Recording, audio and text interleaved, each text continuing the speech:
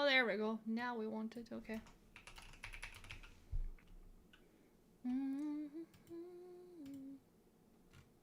Ta-da! We're live on both now. There we go.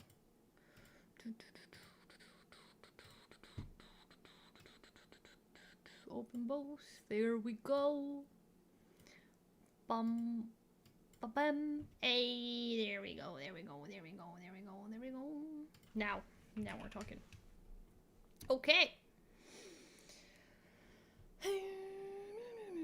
There's my music. Yeah. There we go.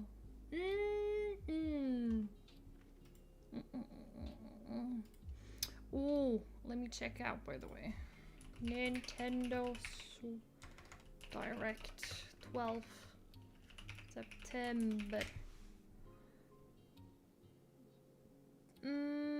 It's 60 minutes tomorrow. What have they released about it? Oh my god.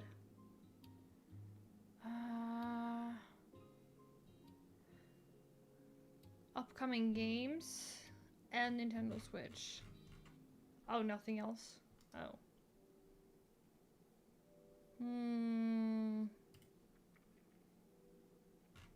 Okay. Oh, and stuff. Free weekend or at Dune. No, but the thunder that was last night, it was absolutely insane. It sounded like somebody was destroying the house. And then when I woke up, it was just rain and awful. You ready for Lego?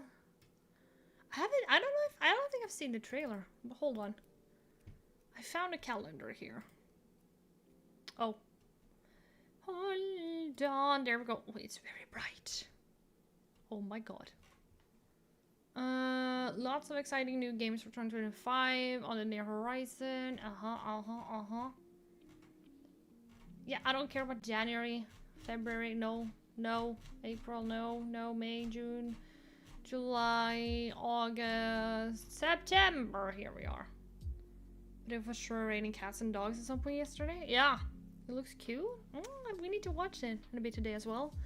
It was a weird kind of weather because it started raining and being really awful, and then at the end of the night it was hot like a summer day.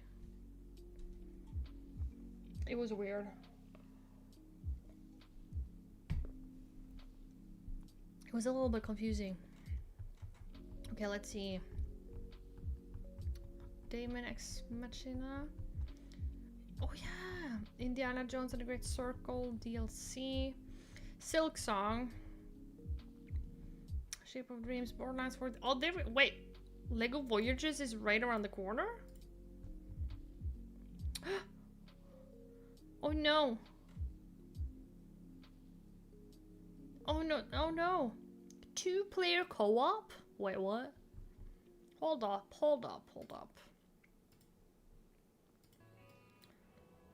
Oh no.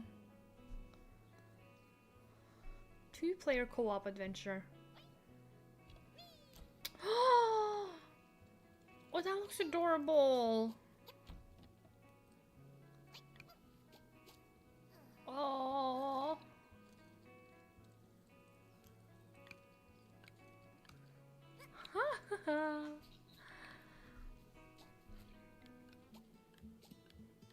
Oh my gosh. It's kind of like It Takes Two meets Lego. We can make a catapult. We can drive a boat. That's adorable.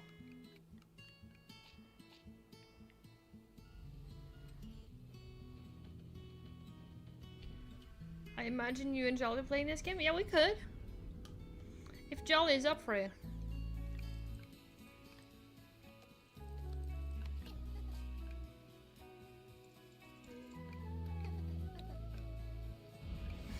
Oh my god. Oh, I am? Oh, we can play it on stream if you want to. Oh, that looks so cute. That actually looks really adorable. 3 days. I need to add it on my wish list. Oh shit, hold on. No, I am logged in. I'm just not logged in there. How long is... Okay, currently I'm exporting a video. It's only 3 hours and 42 minutes. So, yeah. Let's see, Steam. How did I miss that Lego Voyagers is coming out? Let's see now. Lego Voyagers. Oh my god. Oh wait, Annapurna Interactive is helping. Oh. Where's the studio at least? Experience how it is to be a Lego class or Lego thing. That looked really adorable. Yoo.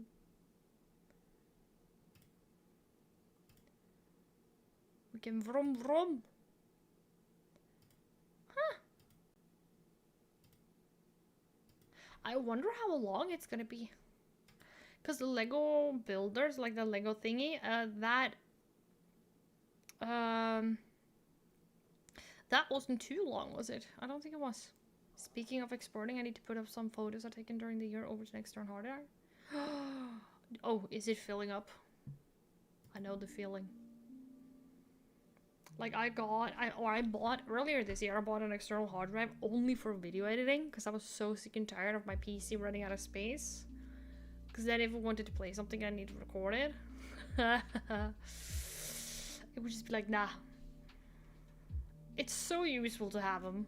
But I think I want to get another one as well.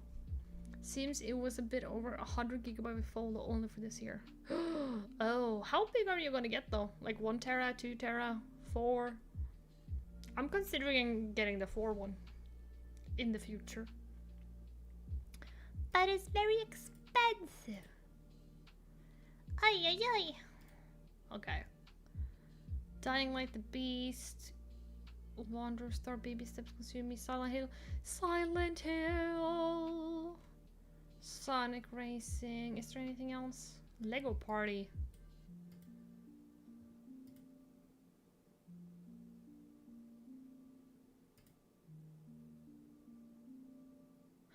So it's kind of like, oh, what is it called? Fall Guys just with Lego?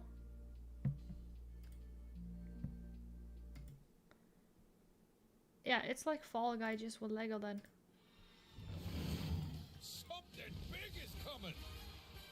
September 30th. Oh my god, Mario Party? Oh yeah! Lego Party. So Lego Party. There's over 1 gazillion. Damn, Lego is cranking out the Is that games. even a real number? A gazillion is not a real number. See our new Jago Challenge Zone.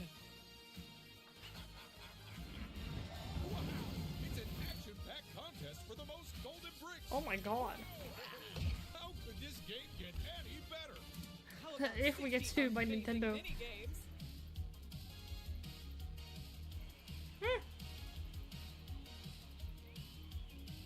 Whoa! Now that's a This can be either very fun or not good. Lego Party. Lego Party. Hey, over here. Pre-order now and receive these exclusive minifigures. Lego Party may lead to excessive fun. Side effects include giggles, high-pitched laughter, spontaneous high fives, prolonged smiles that may lead to family. Oh my bonding. god, what a Cooking trailer. not included. Posted 2 photos here. Discord took relatively newly. Ooh, I will check them out. I just need to open Discord. There we go. Do do do do do do do do. Lego Party. I had no clue. Did I miss all of these? Ooh. Oh, picture number 2. I think it would have been nice if he was in more focus, but they were nice. Oh my god. Well done. Oh my god. Ah! I can't write. Well done. Free. There we go. Hey! Oh, tomorrow it's gonna be cinema. By the way, since Nintendo is having a direct at 3 Norwegian time, while you guys are at work, I'm gonna probably be streaming and look at what they're gonna announce, because I have a feeling I don't want to miss tomorrow. There's probably gonna be some nice stuff. Yeah, I saw the second picture wasn't completely focused. Yeah. You know, that happens when you're taking pictures of things that are moving in high speed. It's... Sometimes you kind of have to get lucky, other times it's gonna be better. Ghost of Your Side. Oh, this one I'm excited for. Digimon Storytime Stranger. Borderlands 4. Oh yeah, the Little Nightmares one. Oh. But I think it was gonna be... Wasn't it gonna be a co-op game?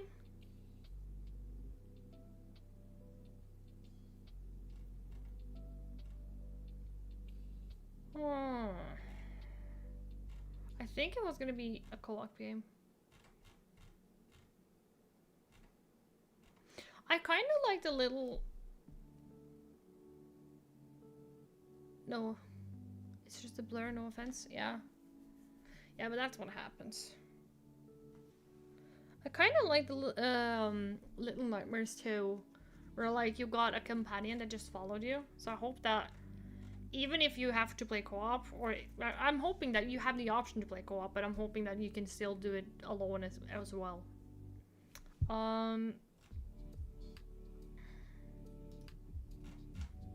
Yeah, gameplay.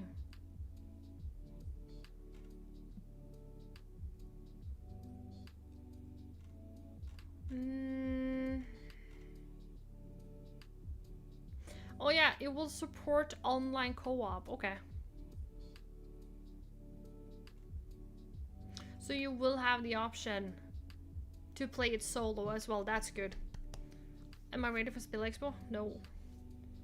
No. Everything is expensive after I moved. Mostly because I'm, you know, the first months after moving is just like, oh my god, you're catching up on so much. But yeah. Pokemon Legend. Little Nightmares and Haunts. Wait, they're releasing a Jurassic World Evolution 3?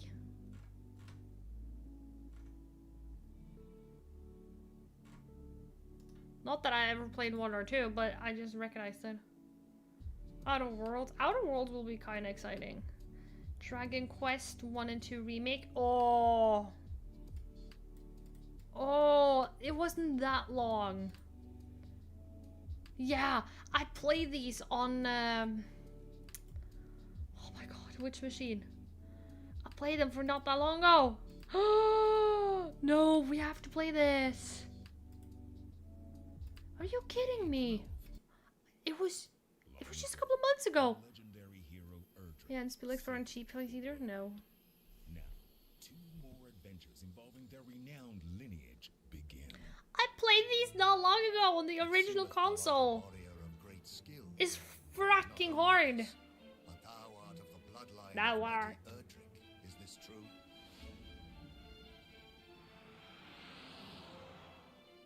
A young hero sets off on a journey. A young hero. Stand against the He coming walks like a darkness. stick.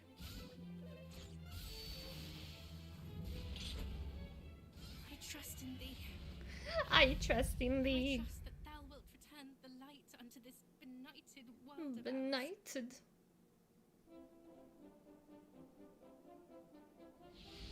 Science of Erdrick. The wheels of fate have been set in motion. It's actually crazy. It's not long ago since I played this. Such pains to find. Fear not, cousins. It is as I always say. Age is no excuse to laze. Take this! A new ally, the Princess of Kanak, joins the party. The legend is told again, even greater than before.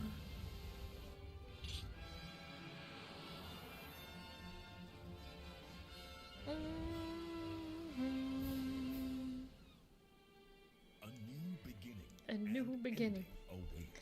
Man, I didn't know. You know what? Most likely, I probably just forgot. Huh. Interesting. What else? Mina. Hollover. Okay, November. Europa. Universalis. Beatable. Karn. Anno. Dragon Ball. Deadpool VR. Oh my god. Kirby Air Riders. That will be exciting. Oh yeah, Octopath Traveler. Still to be announced. Okay, what has not gotten a date yet?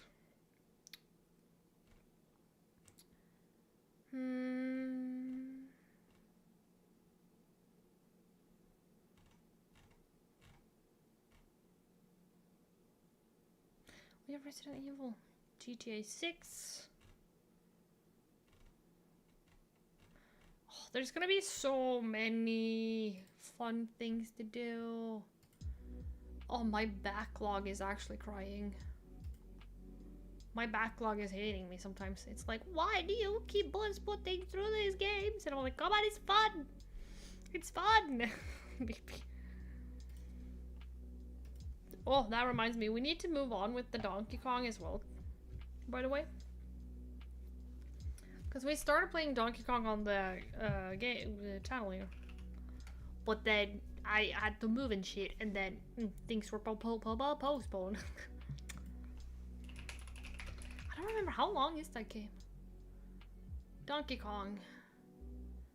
Oh.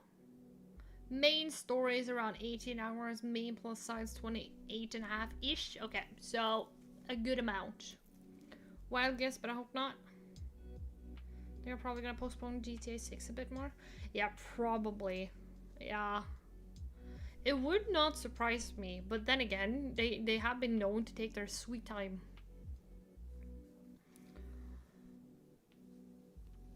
But it will be interesting to see what will, like when they finally release it, it will be interesting to see what they actually do. Yeah, they do. Yeah.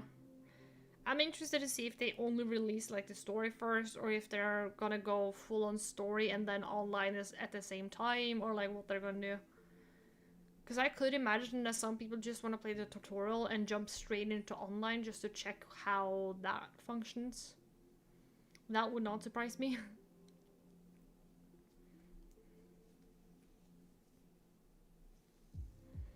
Which reminds me, is it just me? I kinda want to replay the GTA 5. It's been years since I played it. I remember I really, really liked it though.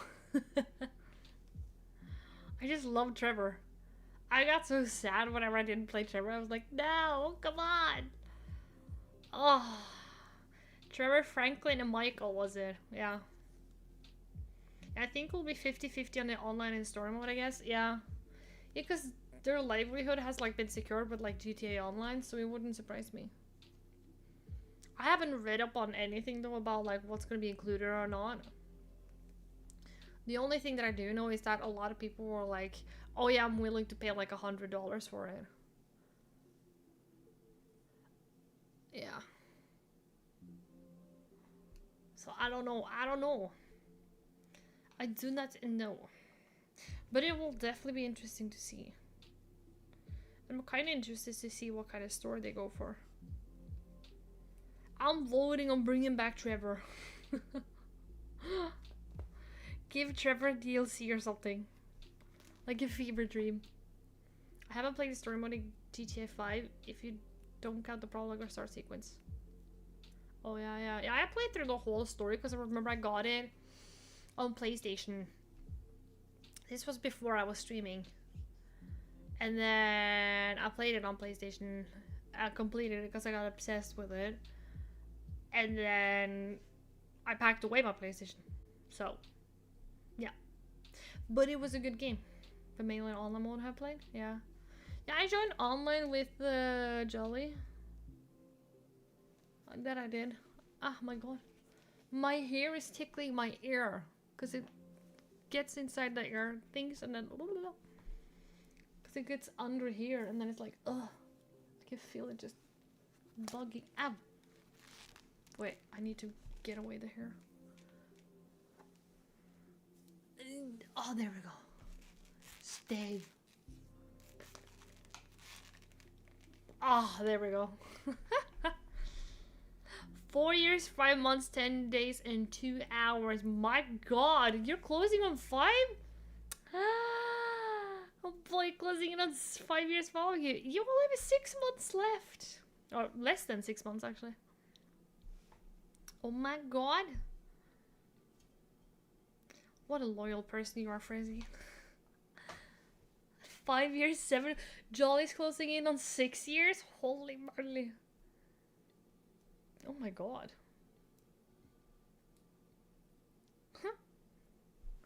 Not, I am actually impressed. Imagine, we have been hanging out for that many years. Don't know where that time has gone by. It has gone by to fun and entertainment and happiness.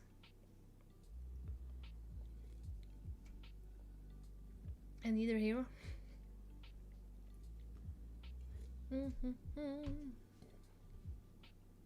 Oh. Yeah, I found you through the Tega stream and I got here. Yeah. And now you're stuck here. Isn't it fun? What is time? What is life anymore? I'm kind of checking out the Dragon Quest now. Have they released anything earlier from Dragon Quest? Or is it just like, eh?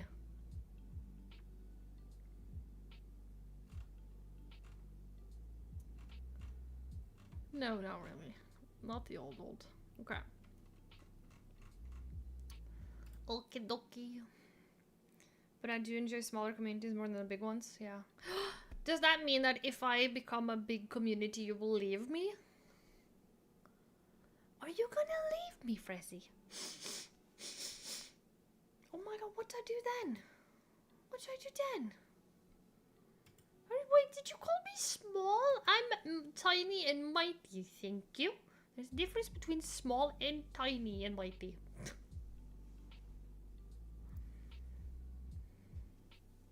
Ay. Don't know, just lurking in the shadows. Oh no.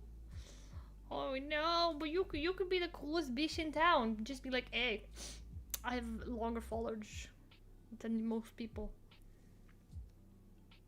Yeah. Oh. You're not small or tiny or fun size. That's true. That's definitely true. Ay.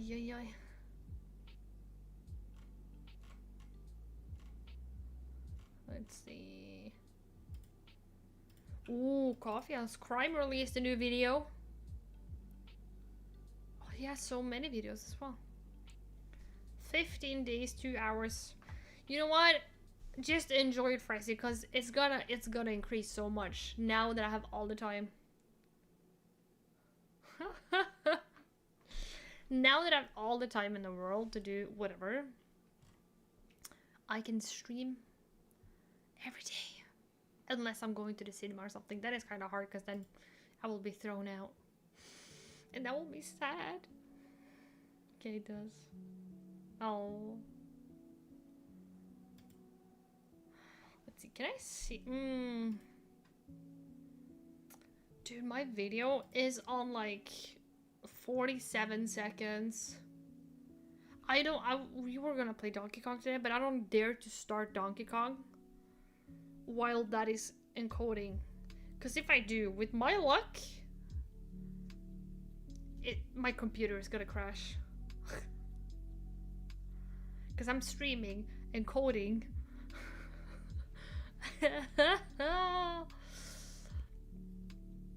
Yeah, I guess we just have to wait. But we could do a little video that we could do. Is there any fun ones?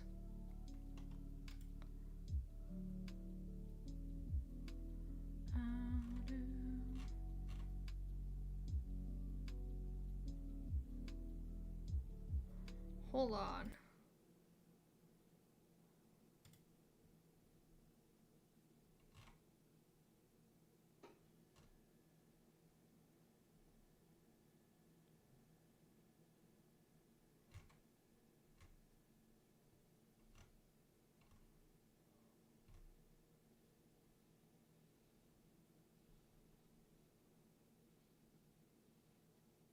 Oh.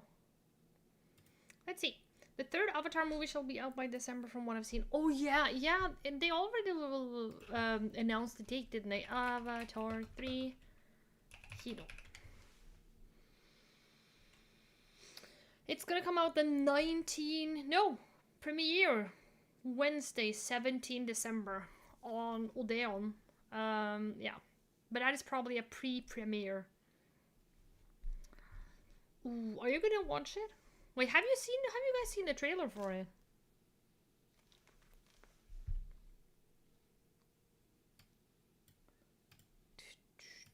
It looks really... You haven't? Oh, we can watch it. I like it. Let's see. They have released the official... The landscape, as usual, looks perfect. It looks so nice. Fire and Ash is the new one. Just look at the landscape, my god. But I saw the second at the cinema with some friends. Oh. They make such stunning underwater scenes. There's... Oh shit! Hold on! Hold on! I fucking touched something again. As per usual. I'm the problem. Don't worry. I'm usually my own problem every day. Here we go.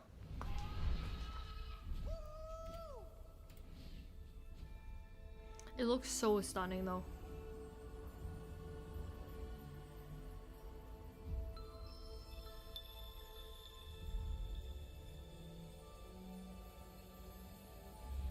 The strength of the ancestors is here.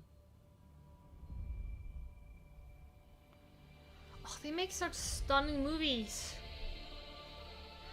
They look so pretty. Okay, that one did not look pretty. Okay, the Avatar universe looking so stunning. Yeah. Fire and Ash.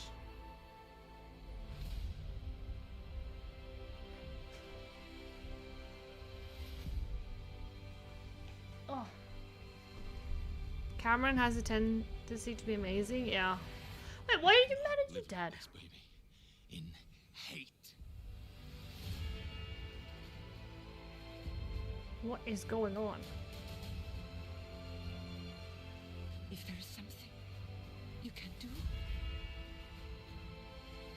then you must do it.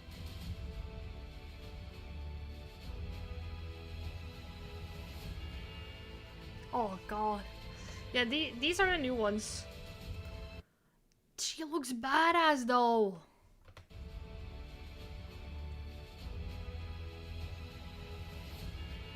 Look at that.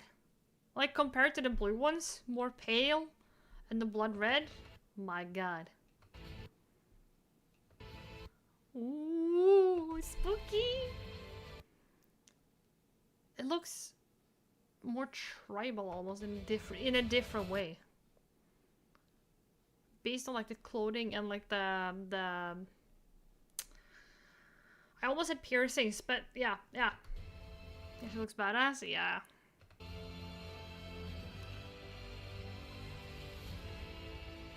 The children. No, Spider. I'm gonna be a little bit scared to what's gonna happen. And we will find another way. Like, I just have a bad feeling somebody's gonna die or something's gonna happen that I don't want to see. Isn't it different tribes? It is. Because in the first movie, they were at Nitir's tribe in the forests, yeah. And then they were at the Sea tribe because they were running away. Now it's gonna be the Fire and Ash tribe. So yeah. Or the Fire tribe, or whatever they call. I don't know what they're called.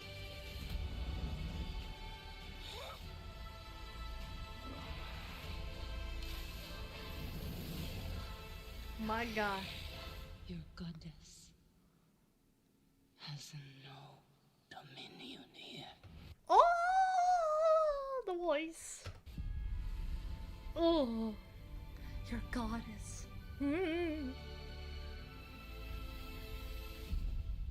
It looks badass. I'm debating heavily if I want to see this in the cinema. Because in one way, I kind of want to see it in the cinema. Wait, they released a teaser for When did they do this? One oh month. Well, okay, it's that one. I thought they released a new teaser for Stranger Things 5, but they didn't. Ay, ay, ay, ay, ay.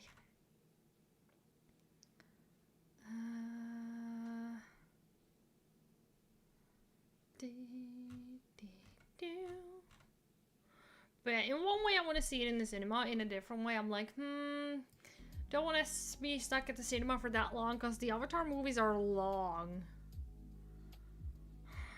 And it's like, cinema or comfortably at home.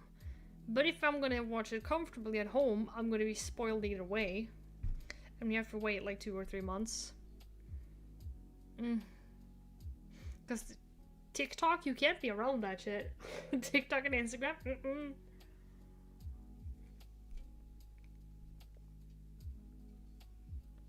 Ay, ay, ay. Oh. But it's gonna be exciting to see what happens. So you have to buckle up with 2 big popcorn for that? Yeah, you have to have 2 popcorns and maybe 2 drinks. Hello, Eirik. Hello. How you doing? I didn't use TikTok at all. Yeah, no. Then you're lucky for it because then you don't get spoiled. Usually, I don't really give much crap about spoilers, because it doesn't destroy the what is it called? It doesn't destroy the mood for me, because I just pass by it and don't care. But yeah, I know a lot of people have been spoiled. Twitch no cooperating on Chromecast. Oh no, yeah, Twitch can be a little bit difficult sometimes. Twitch likes to be the attention. Twitch likes, but good I'm dual streaming then. Good I'm dual streaming. Ooh, it comes in handy. But yeah, there are times Twitch doesn't cooperate with me either, so unfortunately. But that's life. But I'm glad you still could catch me though. I'm waiting for my video. Is it done? It's stuck on 99%. Oh, I hate it when Premiere Pro does that. It's like, oh, we're almost done, don't worry. And it gets stuck like that. It's like nearly done. Come on. To be fair though, I did my best to try and finish exporting a video that was 3 hours and 42 minutes long before stream. I started pretty early. No waffle emotes on YouTube yet? No. I'm working on adding things on YouTube. But yeah, I'm off to bed now, so good night. Good night, Jolly! We have Super Ted in one chat and we had Frezzy in another chat. But yeah, I'm gonna add some... I am working on trying to animate an emote or 2, and I'm working on a couple more emotes because we're gonna fill out Twitch pretty well. You're also here? You're everywhere! Tee-hee! Hey! Guys, it's stuck! Look at it! It's still stuck on there. Torjon. Torjon, or however it was pronounced.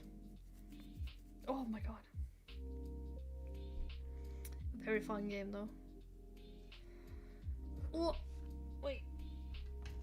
I wanted to play Donkey Kong today, but I'm scared of starting it. Oh, Kirby's open.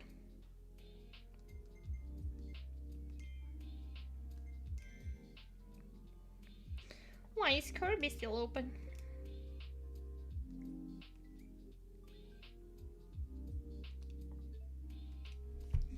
I need to check if there's been an update. I'm thinking of going to sleep myself, but I don't want to. Oh no! You don't want to? Why? Is it because it's gonna be morning faster?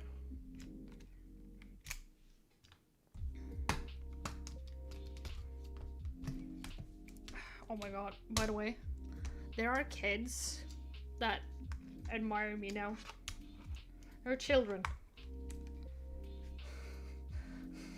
There are children who are like, what, do you have that game console? What, have you played that game? Oh my god. And I'm like, Mm-hmm. I'm like, heck yeah, brother. I don't want a game channel. Jesus Christ. Can I close this? There we go. There was no update for it. Even though I feel tired. Don't feel the mood for sleeping yet. Yeah, you know what? I know what you mean. Sometimes you just need to sit and vibe for a bit. Oh, I'm working on a quiz for a bunch of Kaiser superfans. Very specific knowledge needed. Kaisers? Do you mean Kaiser's Orchestra? Like those guys? Those Kaisers?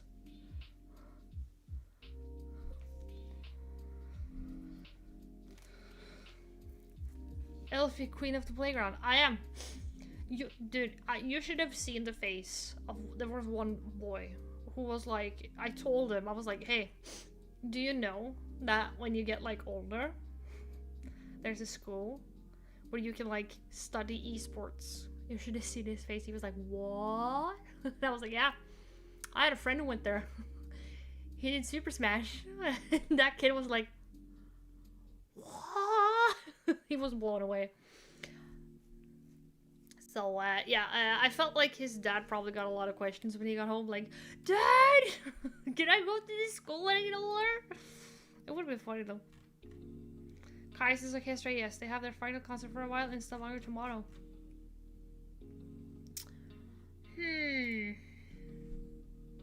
Well, you could go the classical route. What is their favorite food? Who was their first girlfriend, if they've given that out in an interview?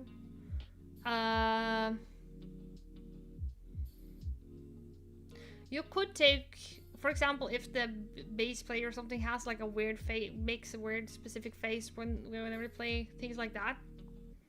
They had an unplugged concert yesterday. I went there for research. Oh. Was it fun though? Was it a good concert? Did you don't feel guilty at all telling that kid for that school?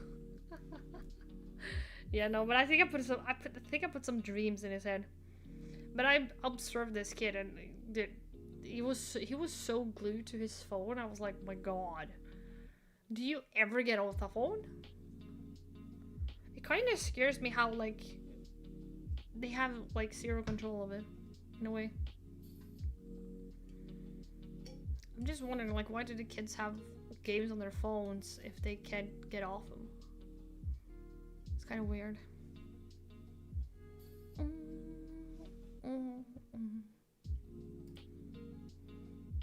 Come on, Premiere, work with me. Well. I have a friend that works with them in vanilla life, so I got some very tricky questions. Hey, so then you're kind of good. Stretch time. Oh my god. Yeah. Oh, that cracked my back. Oh no. Oh yeah, this, by the way, this is Jolly's self-care card earlier. He broke the golden rule because his self-care card was to stay awake and watch me. So I just put it up on the wall. But then you are kind of good on the quest though. Kick, yeah. It kind of looks creepy though. Looks a little bit creepy. Oh yeah. Oh. You know what? We can. Do you want to do true crime? Wait, we haven't watched that chapter in a while. Does he have any crazy cases? Oh, you want one too? Of course. I will provide. Oh my god, my hair tie flew out.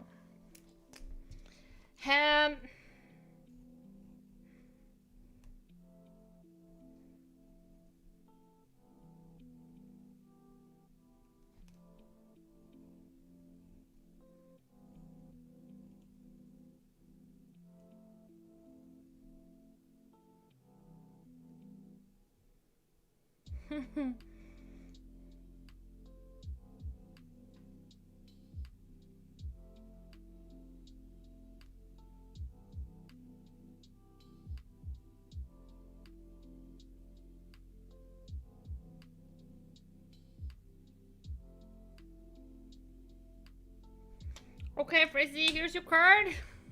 Oh yeah, true. See, you have your self-care card. Oh my god. You have to watch true crime video with Elfie. That was really shitty drawn.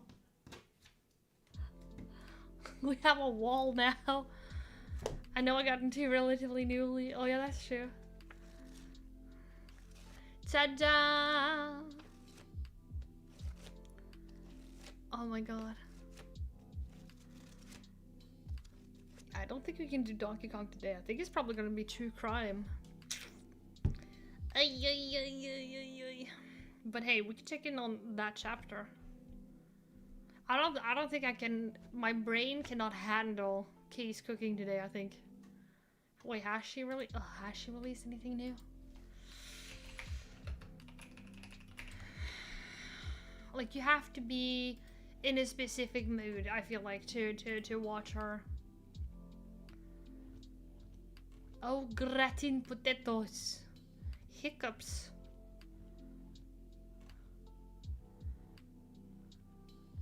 Dude, this woman is pumping out videos every 4th day.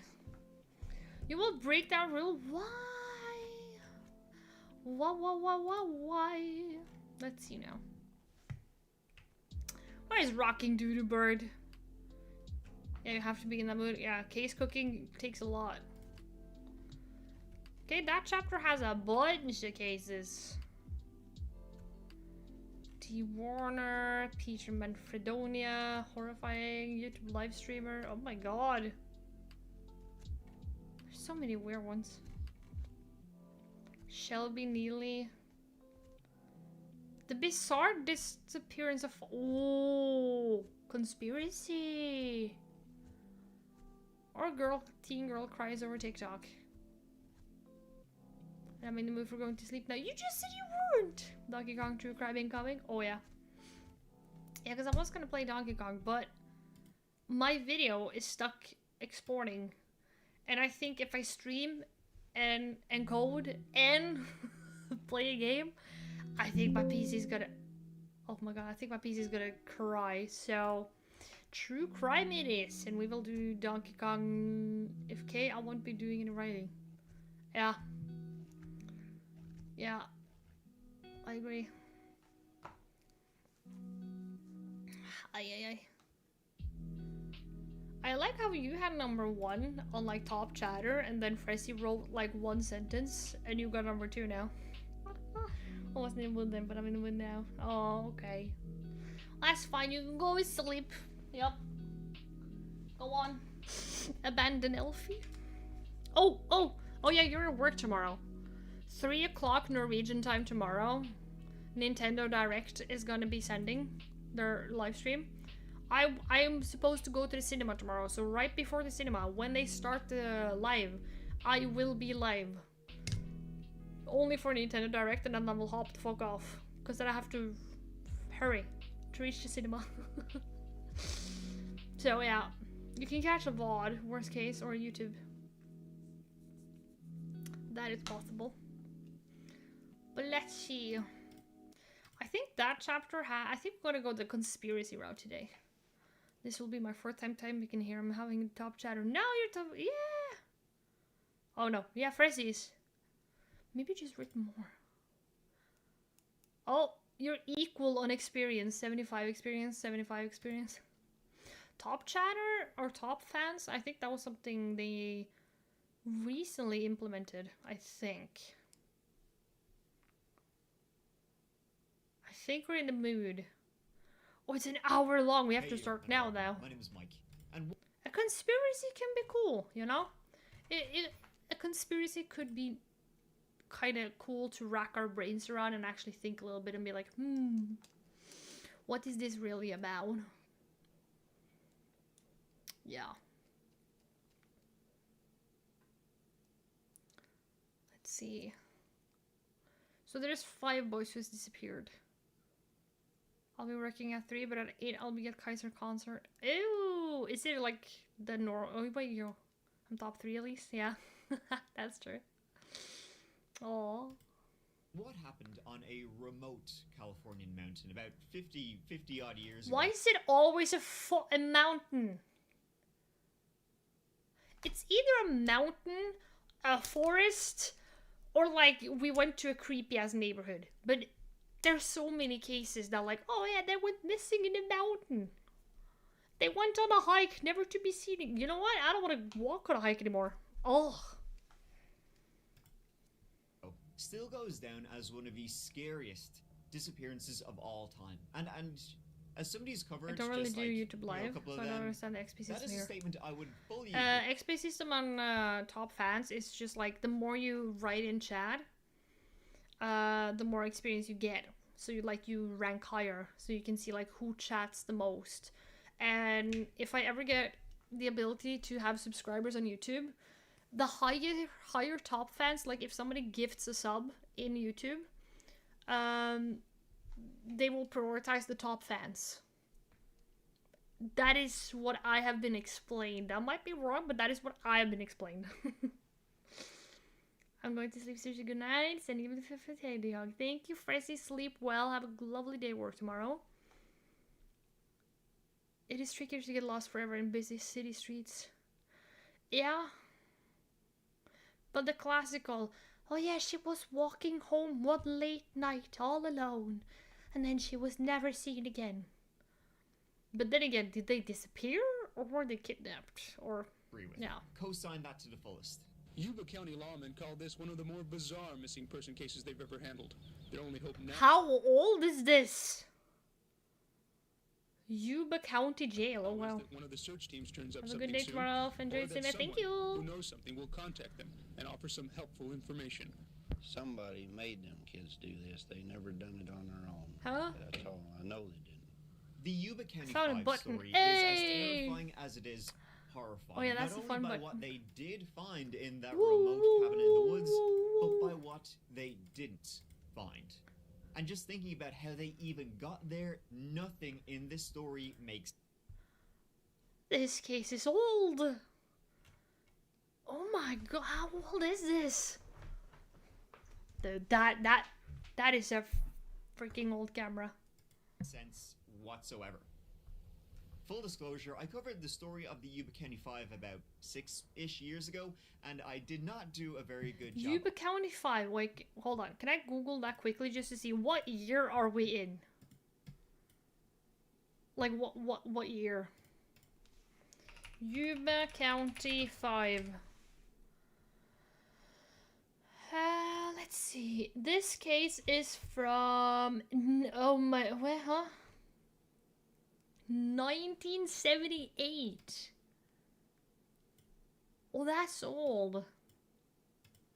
1978. Oh. Oh, wow. Of it then. And I'll be since looking out. reading Okay, enjoy. Things Aren't Right by Tony Wright, an excellent book on the Yuba County 5 disappearance, Okay. well, there's some crazy things to this story that have never really been touched on. Oh, so he read the book. Let's give it a go. Oh wait, I need to maybe... Oops, there we go.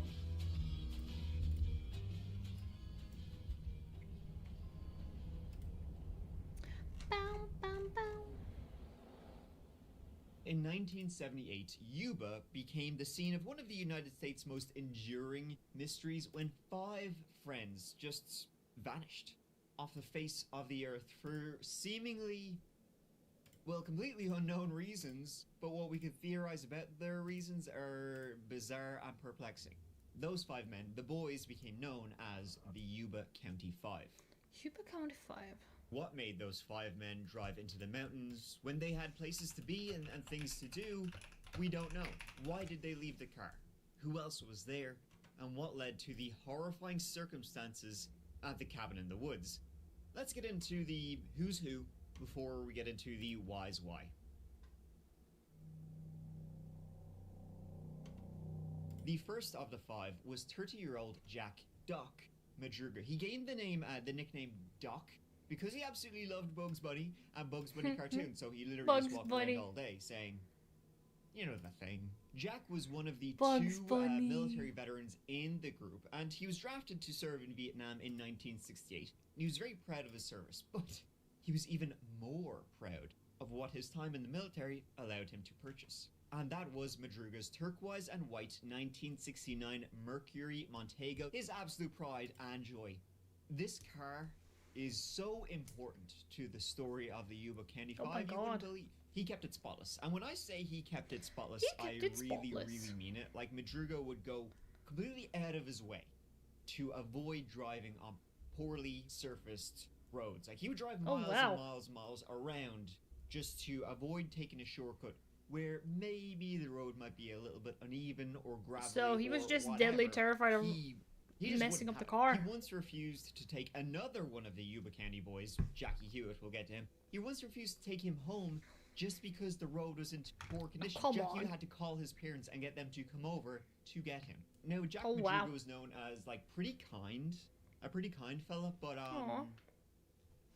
that was kind of it. Other than that, he was known as shy and withdrawn, which Aw. are the two words you use when you really don't know anything about the person. Yeah. Next, we have 29-year-old William Bill Sterling, who Okay. he was a deeply caring, religious young man. Spent a lot of time, like, researching, studying. Fun at the collection of library, boys. Getting his Bible studies in. Now, Bill had spent some time at psychiatric hospitals. Oh. He had been institutionalized by his family a number of times. He'd spent quite a bit of time at Napa State Hospital, and he could sometimes be viewed as a danger to himself or to others. That's Oy. why his family, they kind of sent him away there. One time, Oh. Bill was at Napa State Hospital, and he got into an almost violent confrontation with another patient at the hospital. Like, people who were there who witnessed what was going on, it was either Uh-oh. in, like, the laundry room or the kitchen, but they said Bill and this guy could have killed each other. Bill's family believed that this other guy had maybe sexually harassed or sexually assaulted Bill, and he Oh, just, like, shit. snapped and lost it. More pertinent, though, to our story is that ever since he had gone camping as a boy, in his boyhood days, Bill just absolutely hated the outdoors. Okay, so he hated didn't the like it. cold, He hated the snow. He just didn't like being uncomfortable or like being in the elements Yeah. whatsoever. It's not he for just wouldn't have everyone. it. Jackie Hewitt was the youngest. He was like the baby of the five. He was only 24 years of age. 24. Oh. Jackie was a farm boy and was described by everyone farm who knew boy. him as a gentle and happy soul. He always did Aw. everything with enthusiasm and a big old smile on his face. He was also, though, considered to be the slowest of the five, with an Oh. extremely low IQ. For example, he was Oh, just man. unable to use the telephone. As in, Jackie just couldn't wrap his head around how telephones worked. But his family would say he wasn't as disabled as people thought. He had a bit of a lisp, which back in the 70s was probably enough to consider you Yeah. disabled. And he was extremely These- good I at like outdoor these days, activities. I He's don't- shown when it came to camp. These days, I don't really think most people would really care. Fishing, hunting. He could hold his own, like, absolutely. According to Jackie Hewitt's mother, Sarah, Jackie and the next member of the group, Ted Weir, were, again, absolutely, like, inseparable. That was... Oh, wow. The next member of the group, Ted Weir, were... That... He definitely had his own style, I will say that. Wow. were, again, absolutely, like, inseparable. Today, they would be, diagnosed with something, but back in, 1978, they didn't exactly have, you're just a bit of a character. Yeah. back then. Ted Weir was the oldest of he was the Yuba County oldest. Five, and he lived with his mother, Imogene, and she would say that on the night he went missing, he was so excited about the following morning when they were going to do a basketball game. They had this little basketball tournament. Aww. Ted was so excited about that he had left out his basketball uniform on his bed, like, Oh, he was looking forward ready to go, it. like, something a child would do when they're super excited about soccer Oh, camp the next yeah. morning. Like Jackie, Ted, who his mom Imogene called Bear, he was a very just happy, kind person. And though Aw. he wasn't diagnosed, in hindsight, hearing He what probably people would have been. kind of say about him and how he acted, around today he would be diagnosed likely as being on the autism spectrum. Yeah. His sister Dorothy would say he was always happy and excited to meet people. When they were driving, he'd Aw. always be, waving at the window at passers-by, and he always just didn't understand why other people didn't wave back at him. Like, it was weird. So, like, basically, none of the 4 people I went through, Jack Madruga, Okay, so Ted we have... Weir, Oh my Jackie god. Hewitt, or Interesting collection of boys. Bill, Jackie, Ted, and Jack. So we have 2 people with a very similar name. Jackie and Jack, Ted and Bill. Okay, there's going to be a lot of names, I have a feeling. Jack, Ted, Jackie, Bill. or Bill Sterling. None of them were diagnosed with anything, though they likely would. All Yeah, 4 of them probably would. be diagnosed with some form of mild intellectual disability today or be on the autism spectrum. Though they were never treated any different from anybody else. Well, that's good. For good or for ill. Oh, it does yeah, seem okay. that Jack, Bill, Jackie, and Ted were all raised by their families, you know, in warm, loving homes, Aww. and each raised by their families to the best of their abilities. That is except Yeah. for one person who I haven't mentioned yet. Oh, The last of the Oh, yeah, there was UB5, 5. and possibly, I mean, I wouldn't say the most important because all of them are important, but to the story, he's extremely important Okay. in that basically this last, the 5th member, is sort of seen as either both the primary victim or the primary perpetrator when it comes to theories about what really happened. His name was Gary Mathias. 25-year-old Gary Dale Mathias was the most recent addition to the 5, having only met few months earlier through the Yuba City Gateway nonprofit So he was pretty new in the group then. program. Like Jack Madruga, Gary had also served in the US Army, though he hadn't been to Vietnam like Jack had. Gary was stationed in Germany and was frequently in trouble. As a child, Gary had acted out in ways that were written off as normal boyhood behavior. But now, as an adult, some aspects of his personality were a lot more... Oh my god. I don't know why, but that picture kind of reminded me of Ed Kemper. The very notorious killer. He kind of had similar glasses, similar moustache, and kind of the hairstyle. It reminded me of him. Ooh. more problematic now that they couldn't so easily be chalked up to naivety. But like growing up, he played football, he dated, apparently he was awesome on the harmonica, and he was even the lead singer of his high school rock and roll band. Hey. Now, Gary also had a severe disregard for his own and for other people around him for their safety. Like one example that caused probably a lot more alarm, or didn't cause enough alarm, was that he loved playing Superman, which involved him jumping from his garden shed roof. One time, badly, both his legs broken. It wasn't until he joined the army, though, when, you know, things you can Well, get that's away with also as a hobby, kid, I as a guess. youth. You go into the military, they're kind of, eyes are a lot beadier, fuses a lot shorter. And then it really became obvious that Gary Mathias' youthful folly, well, no, there's actually probably something more here. To make matters worse, Gary's time in the military, it featured a little cameo from several hallucinogenic drugs, which did not help Gary's Oh no, definitely not. He was diagnosed as a need to adjust my paranoid chair. schizophrenic, and he was sent back home to California. Schizophrenic? And back then he was not. He actually was worse. Less of a model citizen than he already was. He was arrested for battering a police officer. Oh my for god. attempted rape. He would go into bars and grope women. He would break into houses. He would get institutionalized in a psychiatric hospital to break out and go on the run for weeks, traveling up to Oregon, surviving on river water and dog food. All sorts of kind of dog food? No. Nope. It could never. I could never. No. Dog food. Ugh. I could never. No. Oh. I'm just imagining the smell. Oh no. Wild stuff. So as you can imagine, when Gary was actually diagnosed with paranoid schizophrenia, he Yeah. had a lot of trouble taking his medication. Uh-oh. So he would kind of be off the reservation. So he would be like this. Eventually, though, Gary Mathias did get himself into a steady rhythm, and by the time of his disappearance, his family reported that he'd been taking his medication religiously. And once he started technically he should have been stable. He was great. There was never any problems with him. He was just an awesome guy to be around. Gary, he'd also started to work for his stepfather's landscaping business, and he was incredibly protective of his friends. Despite the rest of the other Yuba 4 knowing each other for years and years and years, and Gary being this the new guy in town, he was accepted right away and became like a key figure of the group. Aw. As he had a bit of like more, I guess, world experience, he would help them out with whatever needed doing. He would stand up to them. So he if would they be were like being their picked support on. then. Now the group, they're all grown men, but the family would always refer to them as the boys, so I'll refer to them as the boys too.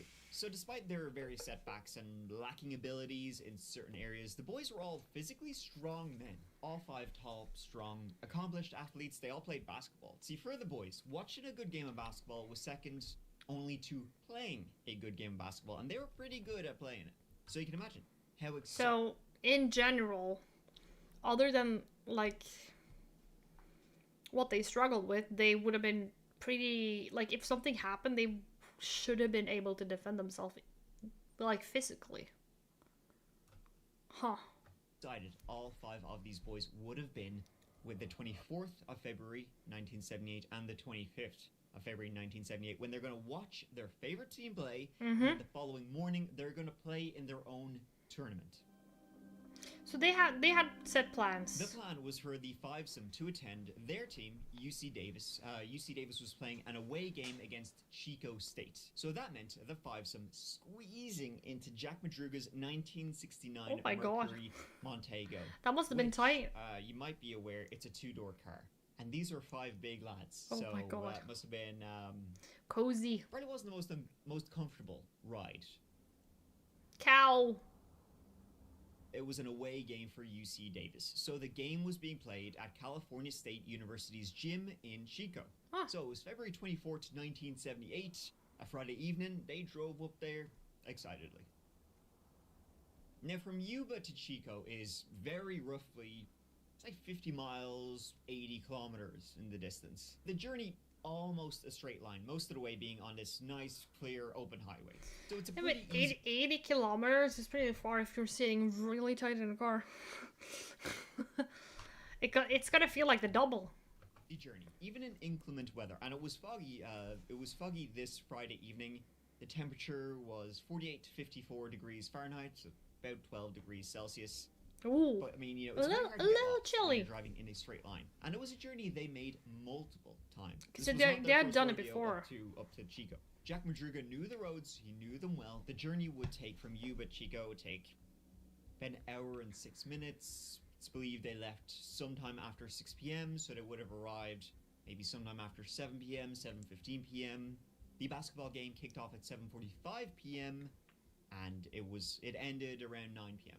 Their team, by the way, to note, UC Davis, it won. Then the plan was the day after the big UC Davis game, the Yuba 5 would put on their own jerseys. Yeah, because their they were going to play in their Gateway own game. Gators jerseys for their own tournament the following Saturday morning. See, the Gateway Gators team was organized by this community group in Yuba that helped people with, you know, mental health issues, learning disabilities, Aww. get involved in sports and other activities. That's The following good. morning, Saturday, the Gators were going to play their own team. And not only was the tournament that was being held just outside of Sacramento, not only was the tournament sponsored by the Special Olympics, that tournament came with the grand prize of a all-expenses-paid week-long trip to Los Angeles. Oh, but more wow. importantly, a trip to Disneyland. Disneyland! I can imagine that would have been such an awesome gift back in the day around that time for those boys. Oh. Because, like, nowadays you kind of have... I feel like there's a lot more entertainment in the term of, like, parks and stuff, and it's more easy to like take a plane ride if you wanted to like go to a different country to visit parks and stuff like that. Back in those days, I can imagine it was a little bit more trickier.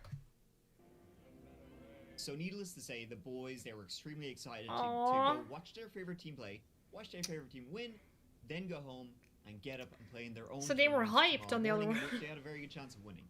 So after the game, you want to go home, you want to saw some good wood, Yeah. and put in your best effort.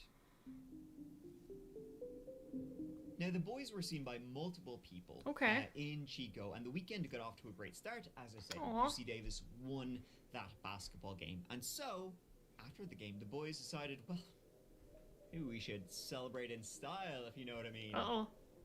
I mean, celebrate in style. Because they didn't really drink. That involves candy and Aww. They dropped into Bear's Market in Chico. They popped in there. They bought a load of candy, sweets, chips, all that kind of thing. Everything The boys got fun. all these things, took their items to the checkout, paid and left with big shit-eating grins on their faces. The cashier, she even remembered seeing these 5 boys come in. She said she remembered them specifically because it was 5 grown-ass men, and she was about to close up shop because it was, you know, maybe just right before 10 p.m. Aww. She remembered coming in. She thought it was kind of odd that these 5 men were buying a load of junk food. Out of the 5, the most... So at that point, at least, they were seemingly happy. Nothing seemed wrong. Nothing seemed out of the place, as far as we know. She specifically remembered was Jackie, because the other guys, and they didn't stick out as if they were weird or off. They were just guys. But she said Jackie was just kind of like standing there, sort of slack-jawed, while the others picked up everything and then left. Aww. No sign of any disagreement with any of them. Then the boys left the mini market. And after that, nobody really knows what happened.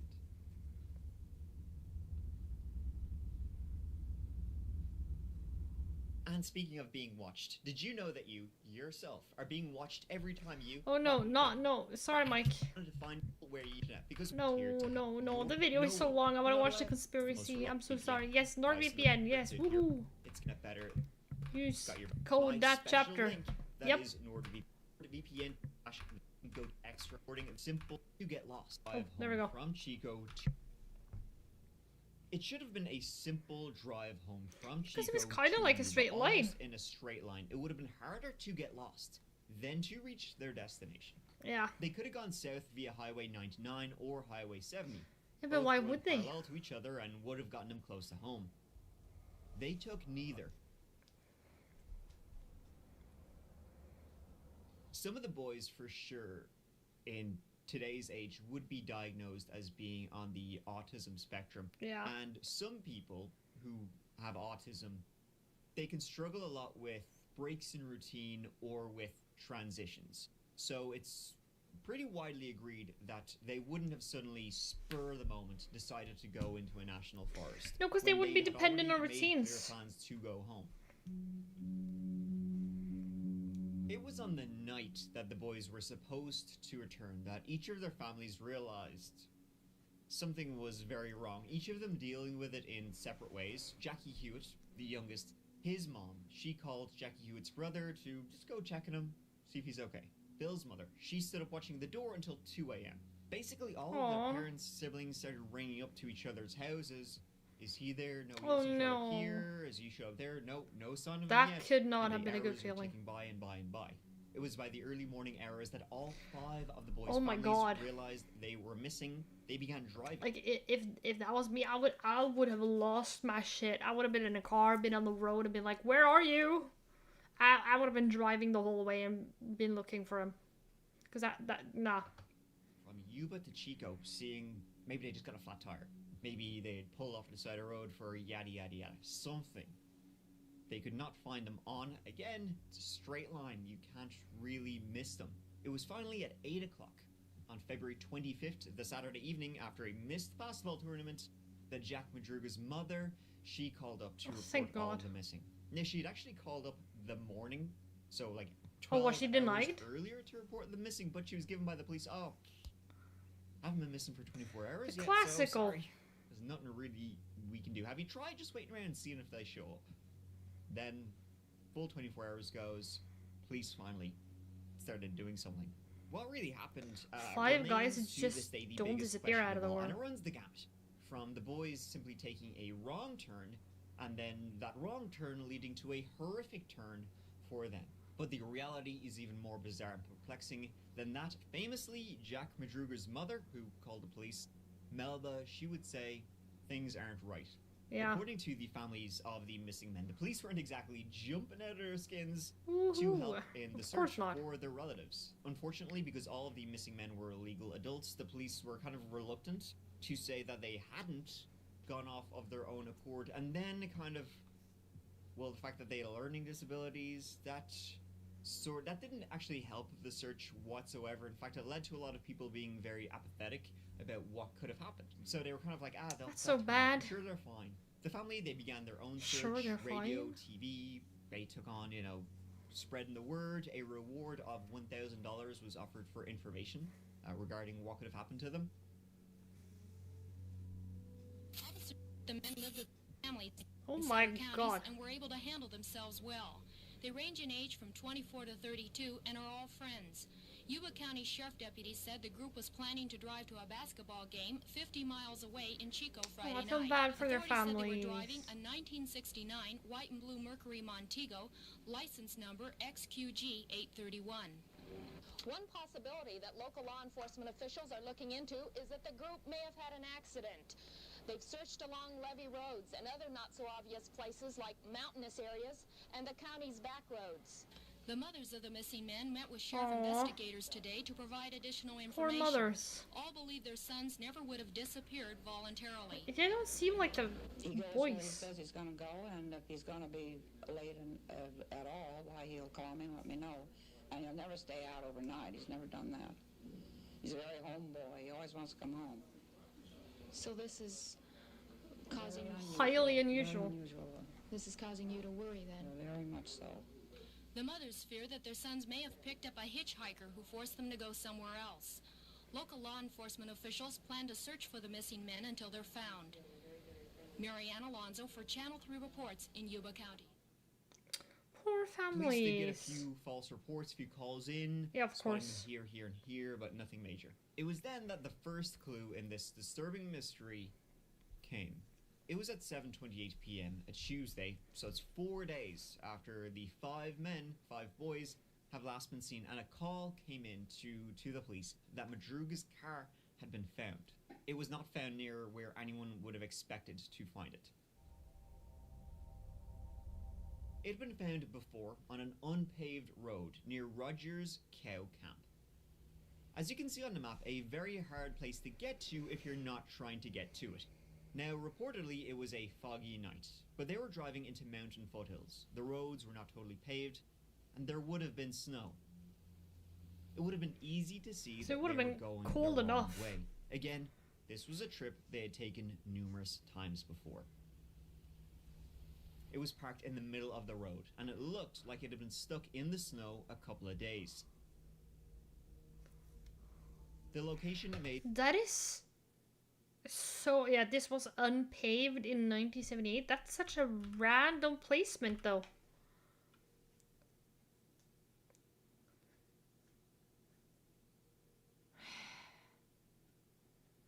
Like, if they have taken that route several times before, it does not completely make sense that they got lost. Maybe they wanted to take a different road, but why would they when they were like so routine boys? Like they were people who usually held the routine. would have been snow. It would have been easy to see that they were going the wrong way. Again, this was a trip Especially they had if it was taken numerous unpaved. times before. It was parked in the middle of the road, and it looked. Wait, times what was before. there? Rogers Cow Camp temporarily closed, so like there was nothing around them at all. It was parked in the middle of the road, and it looked like it had been stuck in the snow a couple of days. The location made no sense as to why Jack would drive up that way. And knowing Jack, he would not have driven the car he loved so much on an unpaved road through what was likely a snowstorm. He would have stuck to the route. The car itself was in pretty good condition, other than Okay, so the driver's side window being rolled down. Now the Mercury was towed away where it could, be inspected properly. It was found to have a low-hanging muffler. Other than that, though, there was Everything was no good? signs it had actually driven over the rough terrain it was found on.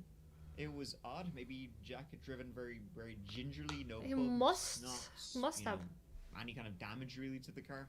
The fuel tank was indicating that the car had about quarter tank of gas left. So they still could have moved. It was not out of gas, and it wasn't damaged. And though the keys were missing, when they managed to start it up, no problem. The car was running just fine. There was absolutely zero problems with the car.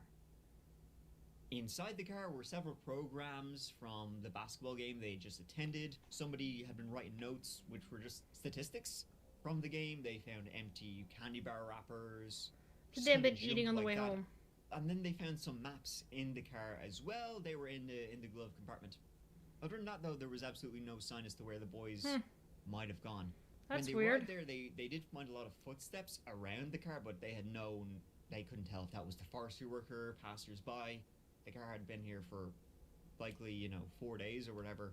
So they didn't give them any clues, and the snow had kept falling. Like, the weather was absolutely diabolical. And that at this time. destroys But the surely if they evidence were as gonna well if hike the windows somewhere, down. go for a bit of a wander. They would have taken the maps with them. And so finally, Like, if it was snow and an unpaved road, like, why would they even wander? They were going home because they knew they had, like, a basketball game the next day. Huh? It's, like, so out of character.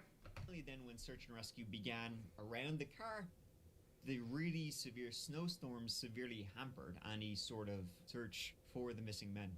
At that time, nothing other than the car was found. The witness. It was around the same time as the car was found, that a man named Joseph Shones came forward saying, guess what? Saying he'd been there, where the car was found, near Rogers Cow Camp. He'd been there the Friday night, and he had seen Jack Madruga's car pull up. He had seen them because he had been on that exact same road. He'd been on that exact same road where the car was found, but he'd been up ahead of it, much like with Jack Madruga's car, stuck in the snow. He had been driving his Volkswagen. He said he'd been driving his Volkswagen up on this road and was checking the snow because his family were coming over and he wanted to go skiing with them, so he was checking the snow line. He'd gotten stuck in the snow. He'd gotten out, started pushing his car. Then his ticker just gave out. Got a heart attack. And so he got back into his car, was puking himself and shitting himself. Oh, wow. Then after a couple of hours, he saw in the rearview mirror another car, Mercury Montego, come up behind him, headlights on. He said this was around 11 p.m. when this Mercury pulled up behind him. He started shouting for help. Hey, come, having a heart attack. He said, though, he just saw these men get out of the car, just walk into the woods, not even responding to him. The thing about Joseph Shones, though, is that he was a liar, a drunk, and a thief. Oh, wonderful. Bullshit artist was the word pretty much everybody used for him, and why he was there, to this day, we still don't really know, other than that he'd been drinking in a nearby bar hours before he ended up. Okay, so he probably now, just... when he called the police to report seeing the missing men, he did so from the hospital. He said, as I said, he'd been up there trying to check. But the who was snow saving line, him? Had a heart attack in his car. He then said he heard a strange whistling sound, and then he saw the Montego pull out and men get out. So he was calling for help because he believed he was in trouble. But he said he went into some weird dreamlike state up in there, and he couldn't really tell. Oh, so he's going the what was occult on. route. And he said there actually could have been somewhere between 2 and 12 people.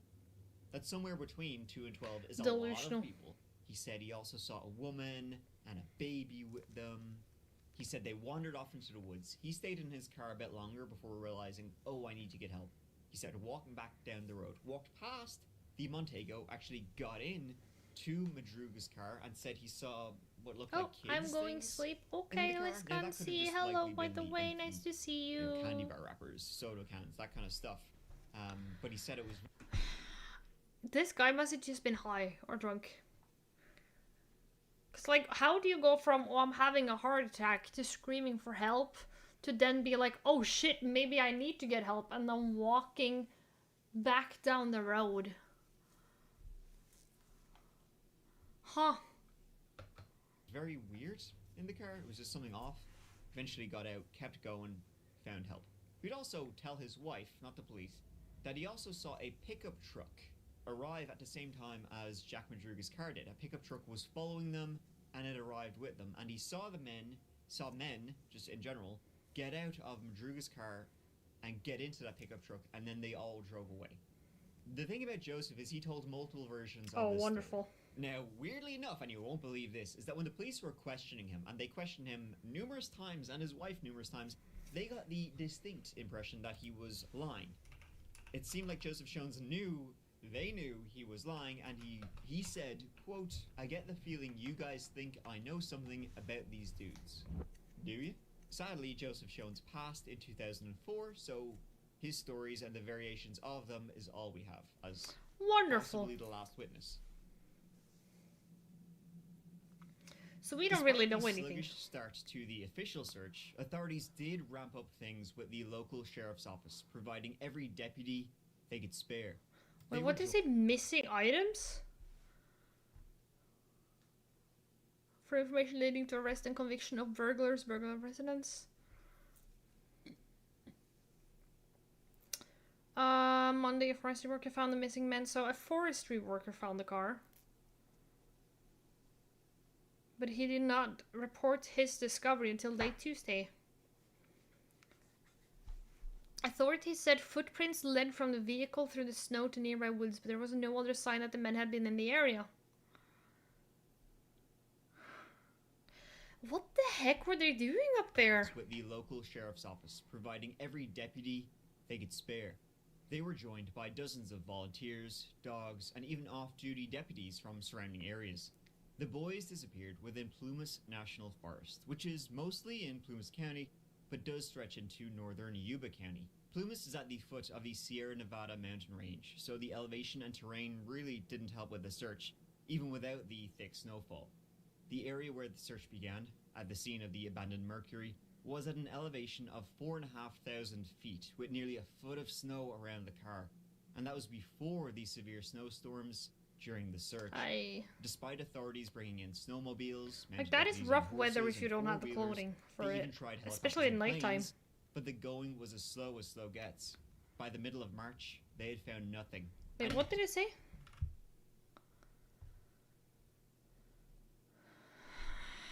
What most desperately they say is that virtually none of the theories make sense. Well over 100 days after the disappearance. Week found the partial remains of... Okay, so they found partial remains, according to this article.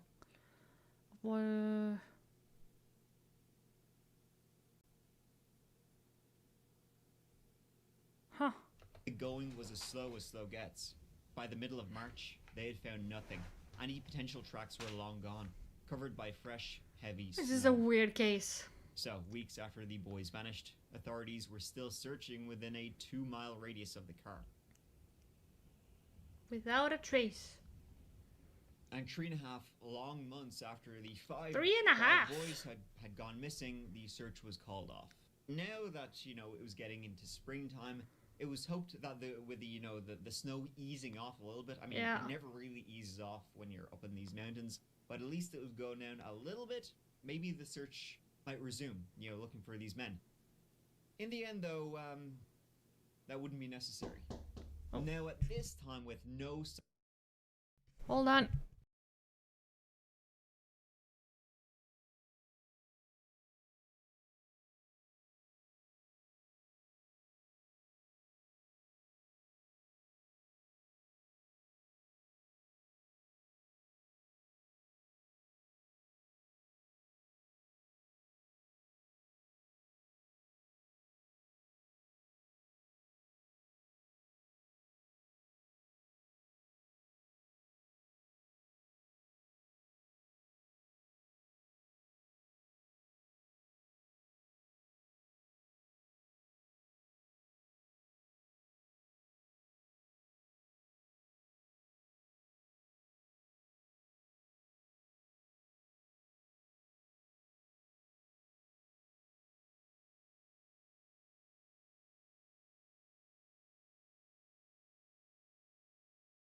My god, creepy knocking at nighttime.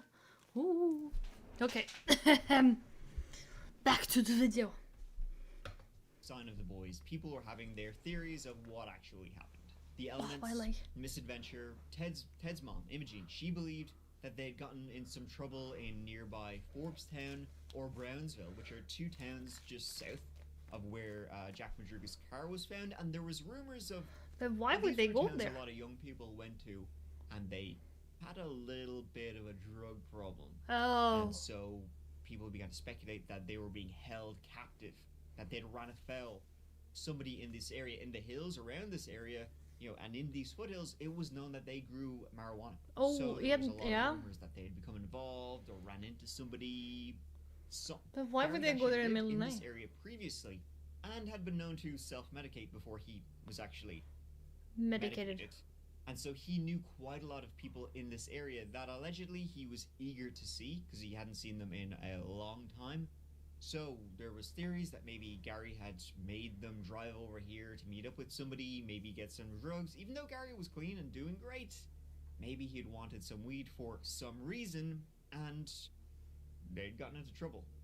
Then their car was dumped, you know, on the mountainside. Whatever the reason, the car didn't get here on a whim. It wasn't in their nature.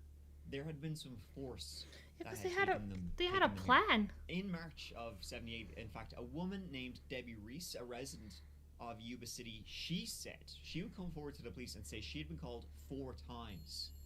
Over 4 a period of times? days by some unknown caller. The calls were very, very quick, but all they said was that, you know, they knew what happened to the men, they had hurt them, and that they killed them. Oh. That they would just say these things. But that mysteriously, could then be a plant, hoax. and then hang up. A thing that kind of Some gave people credence to like this that. not being a prank phone call was that Debbie Reese's number was unlisted, so it's not a number that anybody could just find. Cause okay, so the only way you technically, because you didn't have Google back in those days, so the only way you technically could have found her number was hearing with her son. Then, how creepy!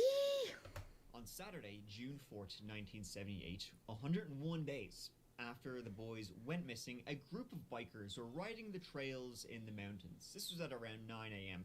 And they stumbled across one of the several cabins that the Forestry Service would have, you know, in these mountains. Spread out. And though I say cabins, it was more like a hut trailer, like a 60-foot, roughly 60-foot trailer. Like barely This survivable. was at the Daniel Zink campground, and the bikers had been traveling through the mountains, but they found the condition of the roads much worse than they had been expecting them to be, with snowfall, fallen trees. Oh yeah. So they'd been driving along, had doubled back around, and then parked up at the Daniel Zink campground, hoping that maybe they could speak to somebody about finding another route for their little bike trip. They arrived at the campground though, found nobody there, but what they did find, they found a horrific smell. A nasty smell that was pretty unmistakable to somebody who's never even smelled it.